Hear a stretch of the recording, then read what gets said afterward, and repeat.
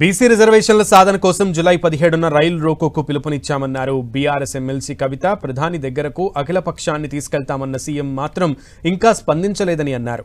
42% BC రిజర్వేషన్లు లేకుండా స్థానిక సంస్థల ఎన్నికలు నిర్వహించడానికి వీల్లేదని చెప్పారు. బీజేపీపై ఒత్తిడి తీసుకురావాలని కాంగ్రెస్ జాతీయ అధ్యక్షుడు ఖర్గేకు లేఖ రాస్తున్నట్లుగా ఆమె తెలిపారు. జూలై 8 లోపు అఖిల పక్షాన్ని ఢిల్లీకి తీసుకెళ్లి కాంగ్రెస్లోని బీసీ నేతలు రాష్ట్ర ప్రభుత్వంపై ఒత్తిడి తీసుకురావాలని డిమాండ్ చేశారు.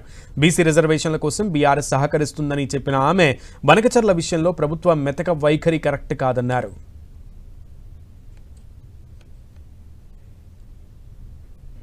జూలై 17వ తారీఖు నాడు బీసీ బిల్లు సాధించుకోవాలనేటటువంటి ఉద్దేశంతో యునైటెడ్ పూలే ఫ్రంట్ తెలంగాణ జాగృతి కలిపి రైల్ రోకోకి పిలుపునిచ్చినటువంటి విషయం మీ అందరికీ తెలిసిందే.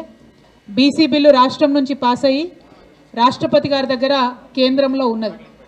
మరి అక్కడి నుండి వెనక్కి రావాలంటే భారతీయ జనతా పార్టీ చొరవ తీసుకోవాల్సినటువంటి అవసరం ఉన్నది. రాష్ట్రంలో అధికారంలో ఉన్న పార్టీ బిల్లు పాస్ అవ్వడమే కాదు, బిల్లు పాస్ చేయడమే కాదు, మేము ప్రధానమంత్రి గారి దగ్గరికి ఒక అఖిల పక్షాన్ని కూడా తీసుకొని పోతామని గౌరవ ముఖ్యమంత్రి గారు బిల్లు పాస్ అవుతున్న సందర్భంలో చెప్పడం జరిగింది. కానీ ఇంతవరకు దాని మీద కనీసం ఒక్క ముందడుగు కూడా పడలేదు. అఖిల పక్షానికి సంబంధించి ఏ పార్టీలకు ముఖ్యమంత్రి గారు లెటర్ రాయలేదు. అఖిల పక్షం తీసుకొని వస్తానని ప్రధానమంత్రి గారికి కూడా వారు లెటర్ రాయలేదు. 42% బీసీలకు రిజర్వేషన్ ఇవ్వకుండా స్థానిక సంస్థలకు పోతామని మాత్రం చెప్తలేరు.